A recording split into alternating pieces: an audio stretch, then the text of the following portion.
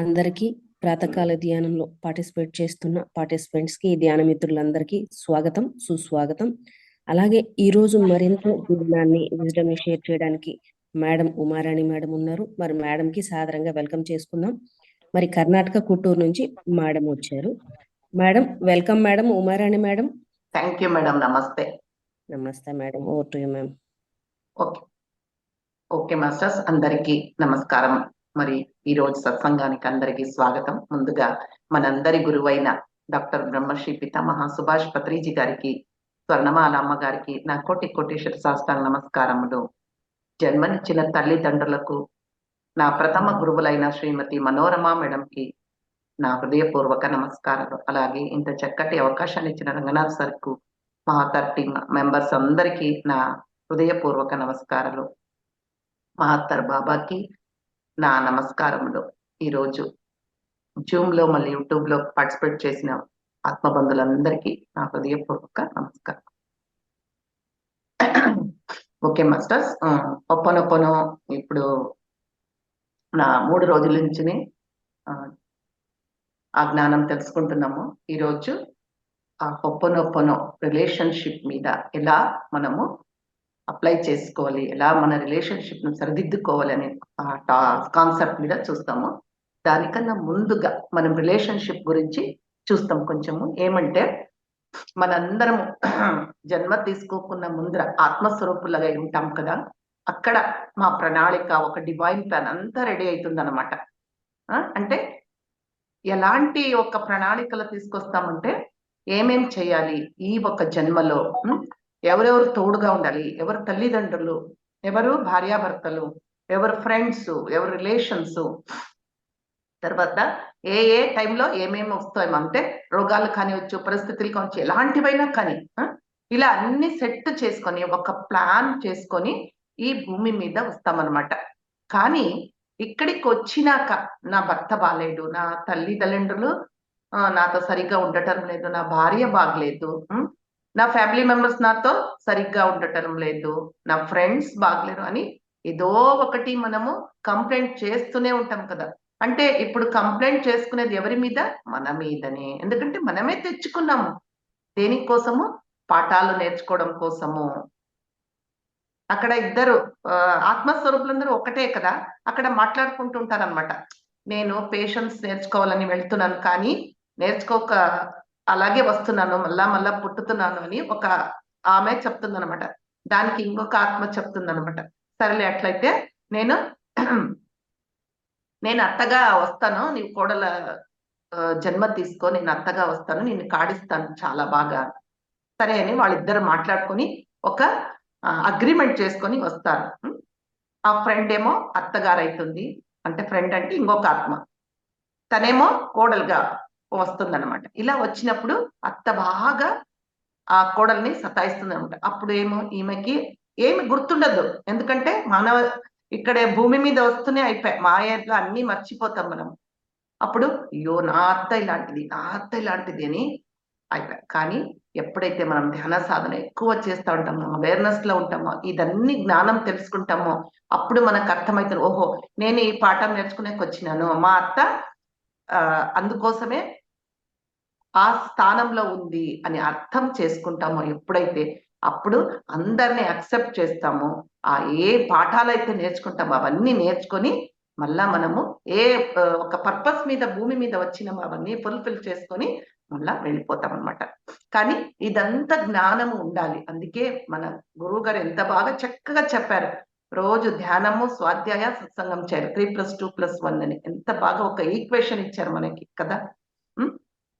తర్వాత ఇప్పుడు అన్ని మనం చూస్తున్నాం కదా, రిలేషన్షిప్.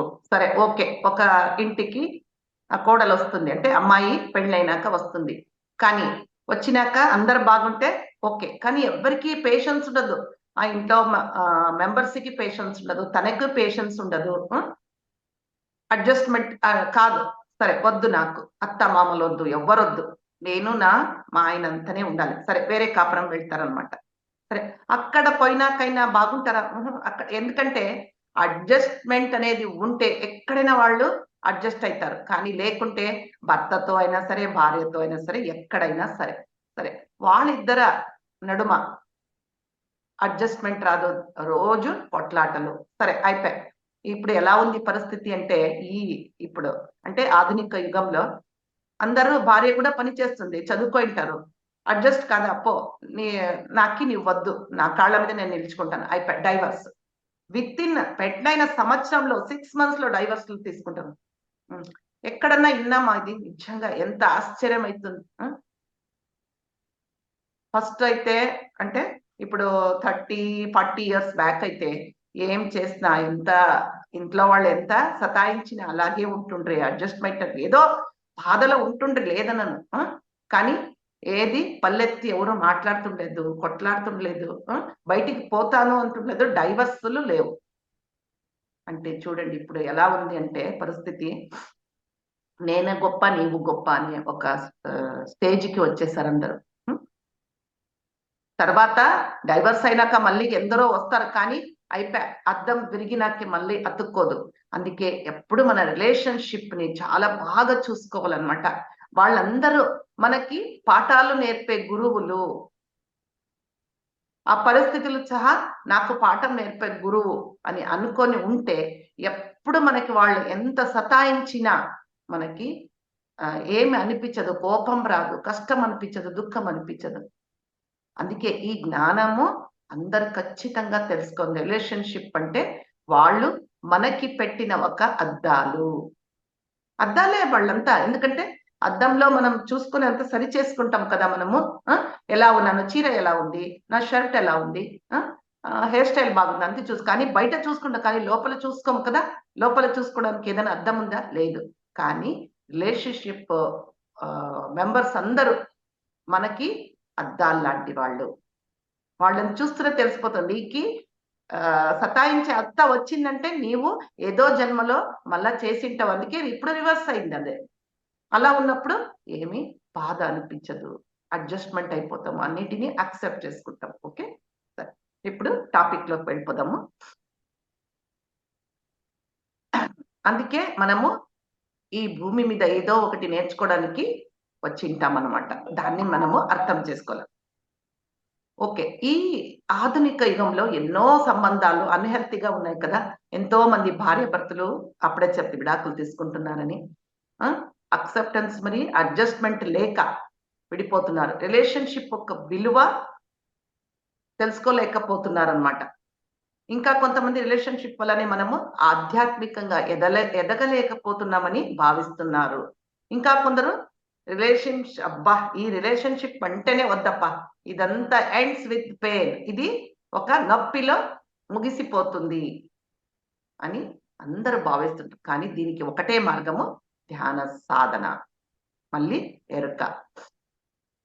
ఇప్పుడు మనము పేషెన్స్ నేర్చుకునేందుకు ఈ భూమిలో వచ్చింటాం కదా. అందుకే మన రిలేషన్స్ అందరకు మనకి ఒక పెట్టిన అద్దాలే. మనలో ఏ గుణాలు లోపించి ఉంటాయో దాన్ని నేర్పడానికి మన జీవితంలో వారు వస్తారనమాట. అలాగే కొన్ని కష్టమైన పరిస్థితులు కూడా ఎంపిక చేసుకొని వచ్చింటాం. అందుకే మనం లెసన్స్ ని నేర్చుకోవడానికి రిలేషన్స్ ని తీసుకొని వచ్చింటాం అనమాట.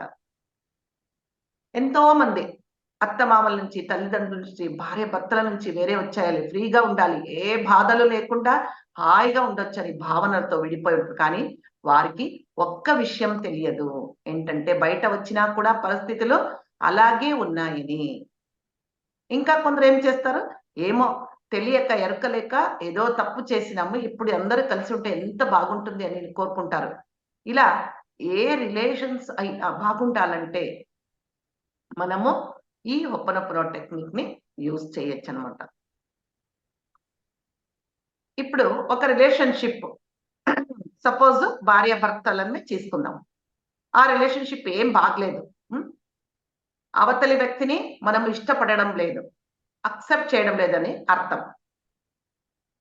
మొదటిగా ఈ రిలేషన్షిప్ బాగలేదంటే దీనికి కారణము ఏంటి? ఫస్ట్ ముందు రోజు చెప్పాను నేను, అన్నిటికీ రెస్పాన్సిబిలిటీ మనమే అని తీసుకోవాలి. అప్పుడే మనమే, అది ఏ టెక్నిక్ అయినా వర్క్ అవుతుంది.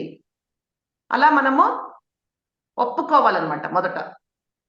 తర్వాత మిర్రర్ ముందు నిల్చుకొని మమ్మల్ని చూసుకుంటూ, అంటే మన యొక్క ప్రతిబింబాన్ని చూసుకుంటూ I love you and accept you అని ఫస్ట్ చెప్పాలి. అంటే మనల్ని మనం ప్రేమించుకుంటున్నాము, మళ్ళీ అక్సెప్ట్ చేసుకుంటున్నామని ఫస్ట్ చెప్పాలి. మిర్రర్ ముందు నిల్చుకొని I love you, I accept you అని చెప్పాలి. తర్వాత I'm sorry, please forgive me, thank you, I love you అని చెప్పుకోవాలి. ఇలా చెప్పుకోవాలన్నమాట. ఫస్ట్ థింగ్ ఇది. తర్వాత మీ రిలేషన్షిప్ ఎవరితో బాగలేదో ఆ వ్యక్తి ఒక ఫోటో తీసుకొని ఫోటో చూస్తూ ఈ టెక్నిక్ చేయాలి. సపోజ్ భార్యాభర్తలే తీసుకోం, ఎందుకంటే అదే ఒక పెద్ద రిలేషన్షిప్. అంటే పవిత్రమైన రిలేషన్, అన్ని రిలేషన్షిప్ పవిత్రమైనవే, కానీ వాళ్ళు ఒక 100 years ఒకటిగా జీవిస్తూ ఉండాలన్నమాట. అందుకే అది పవిత్రమైన ఒక రిలేషన్షిప్. వాళ్ళిద్దరూ విడిపోయింటారు అనుకోండి. సపోజ్ భార్య ఇప్పుడు భార్యకి కావాలి, తన భర్త కావాలంటే భర్త ఫోటో తీసుకొని ఆ ఫోటో చూస్తూ I'm sorry, please forgive me, thank you, I love you అని చెప్పాలి. ఇలా చెప్తూ ఉంటా ఆ రిలేషన్షిప్ రిజల్ట్ చాలా అద్భుతంగా ఉంటుందన్నమాట. ఈ టైంలో అంటే వాళ్ళిద్దరి చుట్టూ, వాళ్ళిద్దరి నడుమ ఏ రిలేషన్షిప్ అంటే ఏ నెగటివ్ ఎనర్జీ క్రియేట్ అయింటుంది అదంతా డిలీట్ అవుతుంది. తర్వాత ఆ వ్యక్తి మీద ఇది చేస్తూ ప్రేమ పెరుగుతుంది. ఎప్పుడైతే ప్రేమ ఉంటుందో ఆ వ్యక్తి కావాలని కోరుకుంటామన్నమాట. అప్పుడు ఆ వ్యక్తి ఏదో ఒక రూపంలో, అది ఎలా వస్తుందో ఎలా రిజల్ట్ మనకు తెలియదు, కానీ ఇద్దరు ఒకటైతారు. అదే కదా కావాల్సింది. ఇలా మనము మన రిలేషన్, ఇది ఫర్ ఎగ్జాంపుల్ అంతే చెప్పింది. భార్యాభర్తలు ఎవరితోనైనా చేయొచ్చు, అత్తమామలతో, ఫ్రెండ్స్ తో, కానీ రిలేషన్స్ బంధువులు ఉంటారు కదా, వాళ్ళతోనైనా ఎవరితోనైనా ఇలా చేయొచ్చు అనమాట. మనము సామాన్యంగా ఏం చేస్తామంటే ఫ్రెండ్స్, లవ్ అండ్ రెస్పెక్ట్ అందరి నుంచి అంటే రిలేషన్షిప్ లో ఎక్స్పెక్ట్ చేస్తూ ఉంటాం కదా. కానీ ఏ రిలేషన్షిప్ అయినా పూర్గా ఉందంటే వారిద్దరి నడుమ ఒక నెగటివ్ ఎనర్జీ ఉంటుందన్నమాట. ఇలా ఎందుకు క్రియేట్ అవుతుంది అంటే మా యొక్క ఆలోచనల వల్ల. ఎందుకంటే ఎప్పుడు చూసినా ఆ వ్యక్తి గురించి ఆలోచిస్తుంటాం, వాళ్ళు అట్లా చేస్తారేమో, ఇలా చేస్తారేమో, అలా చేస్తారేమో అని ఒక నెగటివ్ ఎనర్జీ క్రియేట్ అయినప్పుడు లవ్ ఆ నెగటివ్ ఎనర్జీ నుంచి పుట్టుకురాదన్నమాట. అందుకే అవతలి వ్యక్తి గురించి మనం ఎలా ఆలోచిస్తున్నాం అనేది చాలా ఇంపార్టెంట్. అది ముఖ్యంగా మనం చూసుకోవాలి. ఎందుకంటే థాట్స్ చాలా తొందరగా పనిచేస్తాయి. మనం ఇప్పుడు సమస్యలన్నీ, పరిస్థితులన్నీ ఎదురుస్తున్నామంటే దానికి కారణం ఎవరు? మనమే. అందుకే మన గురువులు చెప్తా ఉంటారు కదా, you create your own reality అని. మన పరిస్థితికి మనమే కారణము. ఓకే, ఇప్పుడు హస్బెండ్ అండ్ వైఫ్ ఇంకొక హెల్తీ రిలేషన్షిప్ అంటే ఎలా ఈ టెక్నిక్ యూజ్ చేయాలని చూస్తాం. ఒక్కొక్కసారి ఇద్దరి నడుమ చాలా డిస్టర్బెన్స్ ఉంటుంది. ఒకరి నుంచి ఒకరు దుఃఖాన్ని అనుభవిస్తుంటారు. ఇలాంటి సిచ్యుయేషన్ లో పాజిటివ్ గా ఆలోచించి విజువలైజేషన్ చేస్తూ వాళ్ళు I'm sorry, please forgive me, thank you, I love you అని చెప్తూ రావాలన్నమాట. అంటే ఆ కోపాలు అన్ని తగ్గిపోయి తర్వాత ప్రేమ పుట్టుకొస్తుంది. తర్వాత ఆ రిలేషన్షిప్ సెట్ అవుతుంది. ఇలా రోజు చేస్తూ ఉంటే మనము ఎన్నిసార్లైనా దీన్ని వాడుకోవచ్చు అనుకోవచ్చు. ఇలా కొన్ని నెలల్లోనే అద్భుతమైన బాంధవ్యాలు ఏర్పడతాయి అన్నమాట. ఓకే, సృష్టి జరిగినప్పుడే మనము ఎవరు, ఎక్కడి నుంచి వచ్చాము అనేవన్నీ క్రమంగా మర్చిపోవాలని నిర్ణయించుకొని ఒకవేళ వచ్చామన్నమాట. ఒకవేళ మనకు ఆ విషయం జ్ఞాపకం వస్తే ఆట ముగిసిపోయినట్లే. ఈ పరస్పర ప్రతిస్పందననే నేడు మనం సంబంధ బాంధవ్యాలుగా పిలుస్తున్నాము. మన బాంధవ్యాలు బాగలేదంటే, క్లిష్టకరం అవుతూ ఉంటే మనము ఒకరినొకరు సంపూర్ణంగా తెలుసుకొని మన దివ్యత్యాన్ని అనుభూతి చెందాల్సిన పరిస్థితులు కల్పించబడతాయి. మనం ఎవరో గుర్తు చేసుకోవటానికి సంబంధ బాంధవ్యాలు దోహదపడతాయి. మనం దివ్యాత్మ స్వరూపులం అని గుర్తించడానికి మనకి వాళ్ళే సహాయం చేస్తారన్నమాట. ఈ ఒక ప్రక్రియలో భాగంగా మరణానంతరం ఆది భౌతిక తలాల్లో కొంతకాలం గడిపి ముగించిన జీవితం యొక్క పాఠాలను సంపూర్ణంగా అవగాహన చేసుకోవటానికి అలాగే మరో జన్మ ప్రణాళికను రూపొందించడానికి అవకాశం కూడా ఉంటుందన్నమాట మనకి. ఇదే కాకుండా ఇతర తలాల వాస్తవాలను అనుభూతి చెందవచ్చు. ఈ స్థితిని మరణానంతర జీవితం అని అంటారు. ఇది సంబంధ బాంధవ్యాలకు ఎంతో ప్రాముఖ్యమైన స్థితి. భూమిపై మనము త్వరలోనే తీసుకోబోయే జన్మకు సంబంధించిన బాంధవ్యాలను ఎంపిక చేసుకునేది మనము ఇక్కడే. ఇప్పుడు ఆత్మ పరిణితి కోసం దివ్య జీవన బాంధవ్యాల కోసం పాటించవలసిన కొన్ని సూత్రాలను నేను ఇప్పుడు చెప్తాను. అంటే సంబంధ బాంధవ్యాలను కూడా మనము బాగా హెల్తీగా ఉండాలని అనుకోవచ్చు. మళ్ళా ఆత్మ పరిణితి సోల్ డెవలప్మెంట్ కోసము కొన్ని మనము నేర్చుకోవాలి. మీ పాఠాలను నేర్చుకోండి. ప్రతి బాంధవ్యం మనం నేర్చుకోవలసిన పాఠాలు నేర్పుతూనే ఉంటుంది. మీ అంతరంలోకి ప్రయాణించండి. ఈ బంధం మీకు ఏ పాఠాలను నేర్పాలని ప్రయత్నిస్తుందో గమనించండి. తర్వాత సెకండ్ పాయింట్, మీ ఒప్పందాలను జ్ఞాపకం చేసుకోండి. ధ్యానం చేసి మన యొక్క పూర్వజన్మ స్మృతులను మేల్కొల్పుకోవాలి. తర్వాత ఏ బాంధవ్యాలలో ఉన్న వ్యక్తులతో మనం ఏదైనా ఒప్పందం చేసుకొని వచ్చినామా అని మనము అక్కడ గుర్తు చేసుకొని అలాగే మసులుకోవాలి. అప్పుడు అక్సెప్ట్ చేసుకుంటాం అనమాట. అప్పుడు ఏ గొడవ రాదు. తర్వాత థర్డ్ పాయింట్, మీ ఇరువురి పాత్రలను అర్థం చేసుకొని గౌరవించండి. ఒక బాంధవ్యంలో ఉన్న ప్రతి ఒక్కరికి తాము పోషించాల్సిన ఖచ్చితమైన అనన్యమైన ఒక పాత్ర ఉంటుందన్నమాట. ఆ పాత్రను అవగాహన చేసుకొని అందరూ ఒకరికొకరు వచ్చింటారు కదా, ఆదరిస్తే దివ్య ప్రణాళికను అనుసరించినట్లే. తర్వాత చూడండి ఎంత బాగుంది ఈ పాయింట్. సంబంధ బాంధవ్యాలని మనం ఏమనుకుంటాము, అయ్యో దేవుడా నాకు ఎలాంటి ఇంట్లో తీసుకొని వచ్చినావప్ప, ఎలాంటి అత్తమామ, ఎలాంటి తోడికోడళ్ళు అని అనుకుంటూ ఉంటాం కదా. కానీ వాళ్ళందరూ మాకు భగవంతుడు ఇచ్చిన బహుమానాలంట. సంబంధ బాంధవ్యాలన్నీ దివ్య బహుమానాలను గుర్తిస్తే ఆత్మజ్ఞానాన్ని పొందడం సులభతరం అవుతుంది. తర్వాత బాంధవ్యాలు కూడా గొప్ప బహుమానాలే. మీ సమస్యను పరిష్కరించుకోవడానికి తగినంత శక్తి సామర్థ్యాలు కూడా మీ వెంట తెచ్చుకున్నారని ఎప్పుడూ మరవకండి. తర్వాత పాయింట్, ఇతరులను ఉన్నది ఉన్నట్టుగా అంగీకరించండి. ఇదంటూ చాలా చాలా ఇంపార్టెంట్ అన్నమాట. ఎందుకంటే నాకు వాళ్ళు బాగలేదు, వాళ్ళు సరిగా లేదు, నా భర్త ఇలా లేడు, నా భార్య ఇలా లేదు, మా అత్త సరిగ్గా లేదు, నాతో సరిగ్గా ఉండటం అని ఎప్పుడు కంప్లైంట్ చేస్తూనే ఉంటాం కదా. వాళ్ళు ఎలా ఉంటారో అలానే అక్సెప్ట్ చేసుకోవాలి. మనం ఎలా ఉన్నా పర్వాలేదు, ఓకే, మా అత్త కొంచెం చాదస్తాం కదా, ఓకే నేనే అడ్జస్ట్ అయిపోతే ఏమి అని. ఇలా ఉన్నప్పుడు పరస్పరం అంగీకారం ఉన్నప్పుడు ఇది చాలా ఒక అవసరం అంట. ఒక గుడ్ రిలేషన్షిప్ కి చాలా అవసరం. అలాగే ఎప్పుడైతే మనం అక్సెప్ట్ చేస్తామో మన ఆత్మ ఎదుగుదల అవుతుంది అనమాట. తర్వాత నెక్స్ట్ పాయింట్, క్షమించడానికి ముందడుగు వేయండి. క్షమాపణ మనకు తెలుసు కదా, క్షమాపణ ఫర్గివ్నెస్ అనేది ఎంత ఇంపార్టెంట్ అని. ఒక వ్యక్తిని మనం ఏ వ్యక్తినైనా ద్వేషించినా కూడా అతన్ని హృదయపూర్వకంగా క్షమిస్తే అక్కడ కర్మ అంతా డిలీట్ అయిపోయి ఇద్దరి నడుమ హెల్తీ రిలేషన్షిప్ క్రియేట్ అవుతుంది అనమాట. ఎవరినైనా కానీ, చిన్నవాళ్ళు కానీ పెద్దవాళ్ళు కానీ, ఎవరిది తప్పున నాదే ఉన్నా ఇతరులదే ఉన్నా హృదయపూర్వకంగా క్షమించడం నేర్చుకోవాలి మనము. అక్కడే మన ఆత్మ ఎదుగుతుందన్నమాట. తర్వాత పాయింట్, నిరంతరము కరుణతో వ్యవహరించాలి. కరుణ అనేది సర్వతోకృష్టమైన దివ్య స్థితి. మనం అందరితోనూ కరుణతో ఉండాలి. అప్పుడే మన ఆత్మ ఎదుగుతుంది.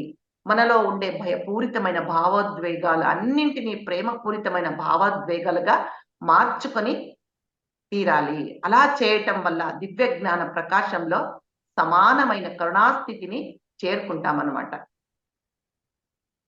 తర్వాత పాయింట్, మీ బాంధవ్యాలలో ప్రతిబింబిస్తున్న వాటిని గమనించండి. అంటే మిమ్మల్ని మీరే గమనించుకోండి. వాళ్ళు ఎలా ఉన్నారు? ఒక అత్త కోపంతో ఉంది అంటే అక్కడ వాళ్ళని చూస్తే ఎప్పుడు మా అత్తకి ఏమబ్బా కోపం ఎక్కువ, ఏది చేసినా కోపిడుతుంది అంటే వాళ్ళని చూసినప్పుడు ఏమన్నా మిమ్మల్నే వాళ్ళు ప్రతిబింబిస్తున్నారనమాట. అంటే నీవు అక్కడ నేర్చుకోవాల్సింది ఏదో ఉంది. అందుకే ఆమె అలా ఉంది అని మనము ఆ ఎరుకతో ఉండాలి. ఆ జ్ఞానాన్ని తెలుసుకోవాలా. అది గుర్తిస్తే మనము అందరిని సరిగ్గా అర్థం చేసుకుంటూ వెళ్తామనమాట. ఓకే.